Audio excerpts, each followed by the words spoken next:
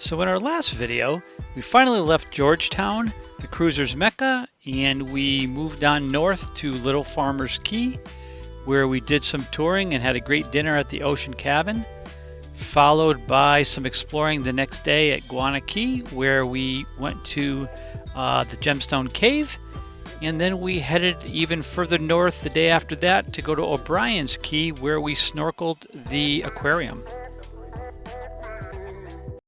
In this video, we head up to Shroud Cay in the Exhuma Land and Sea Park, and then we head over to Eleuthera, over to Rock Sound, where we spend some days avoiding some heavy winds and touring the island, where we meet some interesting characters, check out a blue hole, and search for a pink sand beach.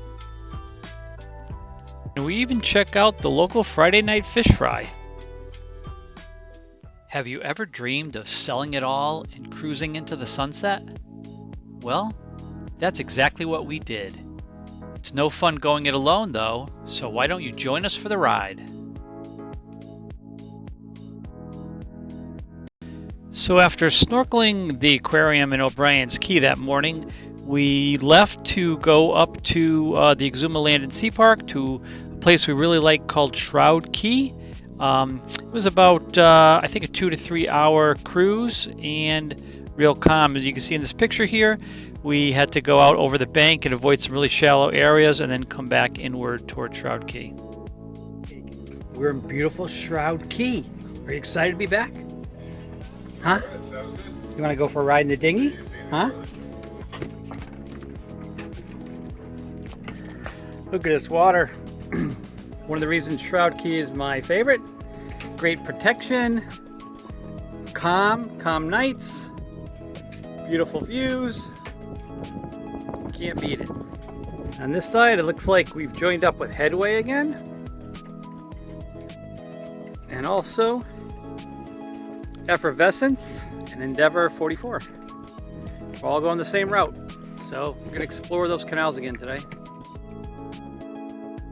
So after about 2 months in the Bahamas, Pancake was a different dog. Certainly wanted to be the hood ornament on the dinghy, and Lori had to often hold her back from jumping in.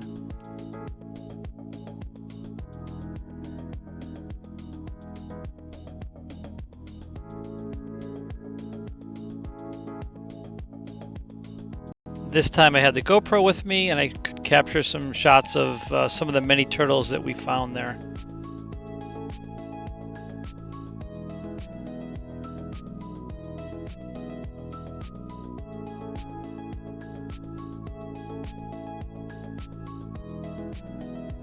We dove a ledge there and found that there's a lot of interesting coral, some sea urchins, and all around a nice little surprise.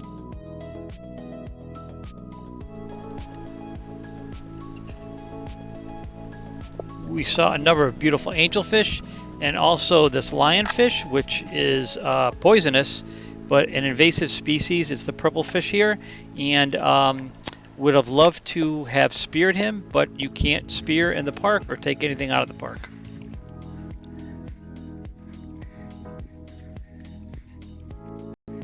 I built this little formation out of old conch shells, so it'll be interesting to see if it'll still be here next year.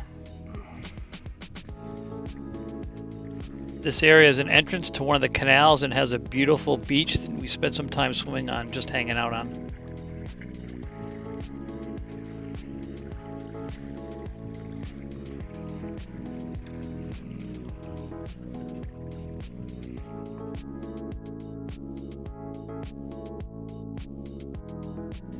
About a half-mile north, and at the entrance of another canal is a somewhat larger beach, and we've seen some charter yachts set up picnics there, so we thought it was a pretty good spot. We set up our sunshade and spent some time on the beach there.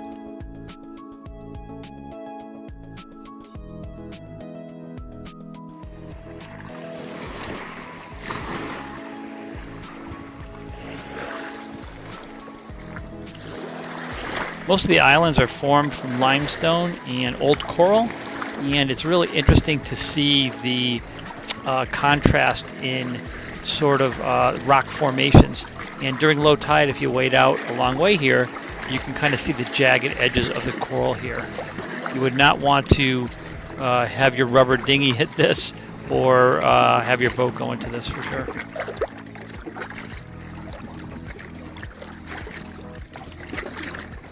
This looks like it would be an ideal spot for lobstering, but again, being in the Land and Sea Park, you cannot take lobsters.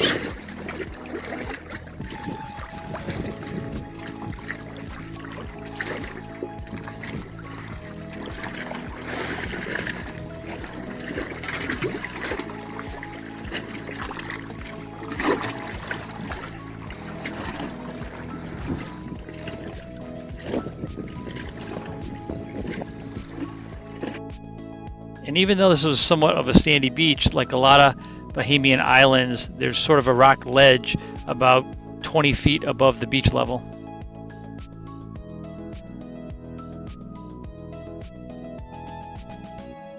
After a few nights at Shroud Cay, we were making plans to head off to the big island of Eluethera, which was up to the northeast, and we would be leaving Shroud Cay for about a 5-hour trip and going into the Exhuma Sound, which is very deep water, like thousands of feet, and has a tendency to be rough. So you just want to pick a very light wind day to go over there if you're a power boat like we are.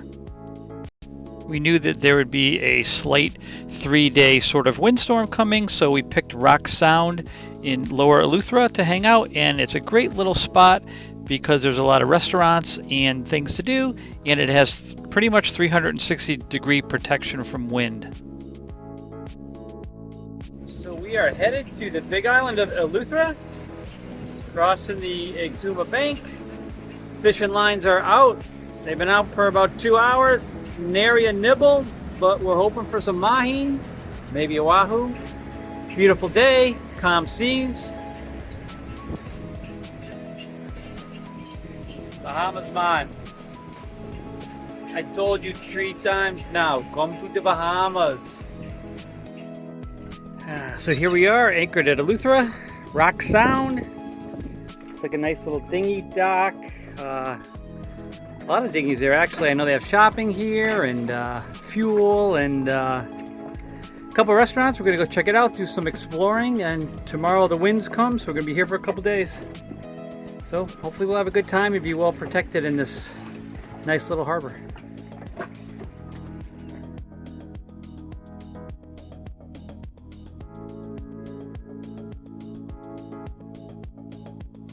Rock Sound has a great public dinghy dock. We hit the road and didn't know whether to go left or right, so we just decided we'd do some exploring. Being a bigger island, we heard that they had a nice sized market, so we figured we'd find that and stock up on some produce.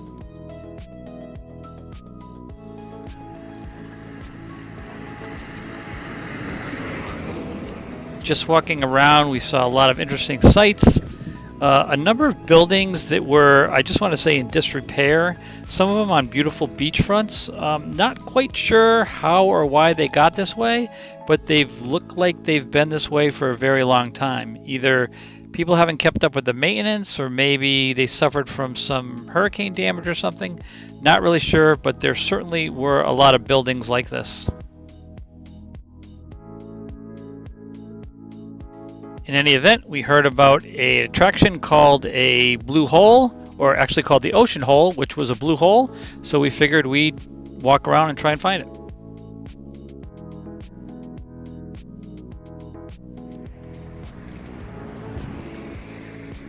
We soon came to a place where it looks like some of the older buildings have been adorned with artwork, and that's where we met Warren, our first character. Warren is a painter extraordinaire.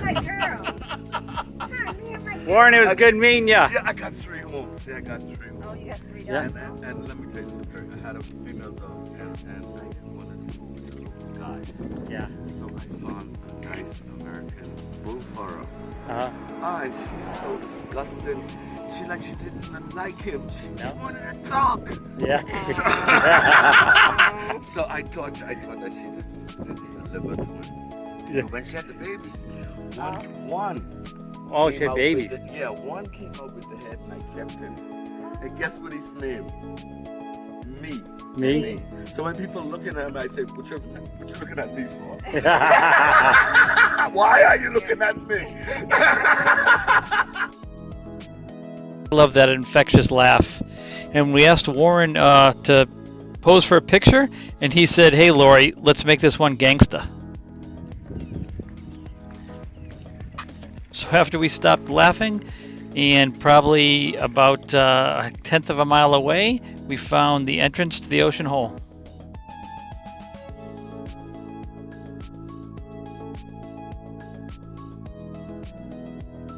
The ocean hole is actually pretty large, and it's interesting. It's kind of set in the middle of some neighborhoods, residential neighborhoods, but I guess there's a bunch of fish in it. You could go diving and swimming in it if you want to, but we elected to skip that. I guess it's salt water and somehow underground, connected to the ocean, so that it must be tidal.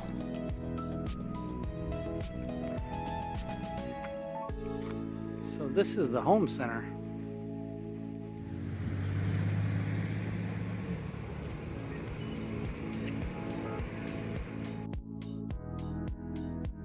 As I said, many of the houses were simple, a lot of them in disrepair, but this one in particular had some beautiful landscaping.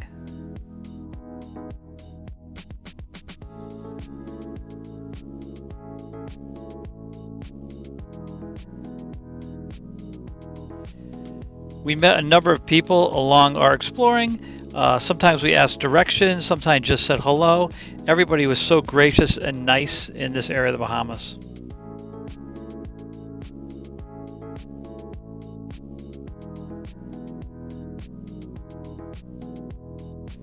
Before long, we came to a bar restaurant called the Frigate that we had heard about.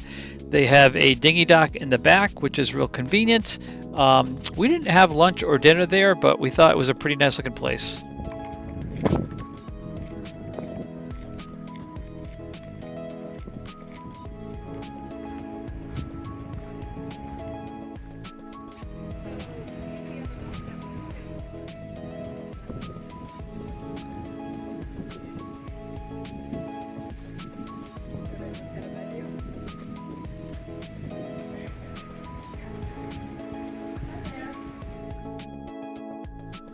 So Lori had heard about this pink sand beach that was on the other side of the island and wanted to take a long walk to it.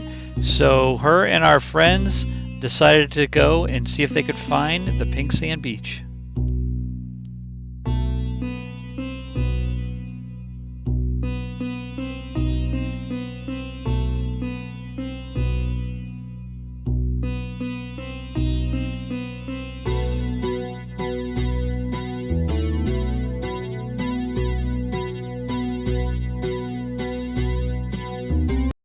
As is often the case, you are joined on your adventures by some local pot cakes, and Lori figured maybe the pot cakes could lead her to the pink sand.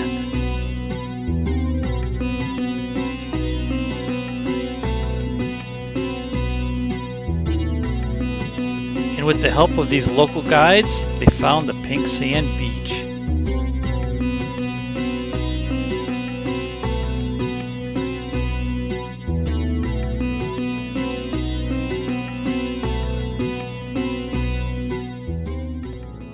Not only did this crew find the pink sand beach, but they also found Rose. Rose is a local Bahamian woman and restaurateur that is, I guess, kind of getting out of the restaurant business, but she stopped to say hello to everybody and ask if they needed a lift. And Lori had heard somebody say, if you're ever offered a lift to the Bahamas, you definitely want to take it because you're going to go on quite the tour. Cool. And that they did. Did she come to your restaurant? No, but I get to meet her in Freeport when she came in. So I was one of the persons they picked to meet the Queen. Wow. Of course, you have to wear your gloves. You can't shake her hand Right. without your gloves on. And I'm dressed. Oh man, that's my famous picture to show. And Nelson Mandela. Oh, really? I was one of the persons very that got cool. to meet him. And it happened so when my daughter lived in South Africa, when he found out there was a Bahamian child there, he invited her over and gave her a red velvet jacket because our prime minister was the one who Tinlin was instrumental in getting out of prison. You know that, right? No, I didn't know. Yeah. And when he came out of prison, our prime minister got him. So the first place he came out of prison was to the Bahamas. And I was one of the person in my pink dress with my white piece and my hat on and my gloves on to meet him. Oh, very neat. Yeah. And when he heard that there was a Bahamian family lived next door, he invited them over. And he came here and he had to, he was in the bathroom and he wasn't ready for the camera and he didn't have his comb. And this young man, who is from up south, was in the bathroom. He said, young man, you go. That's what, when they finish, what it will look like.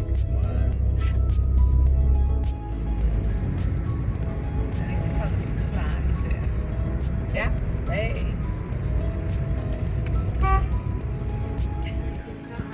So after hanging out for a while with Rose and getting the grand tour of Lower Eluethera, the group was a little bit thirsty and hungry, so we went to a place called Wild Orchid, which turned out to be one of our favorite places.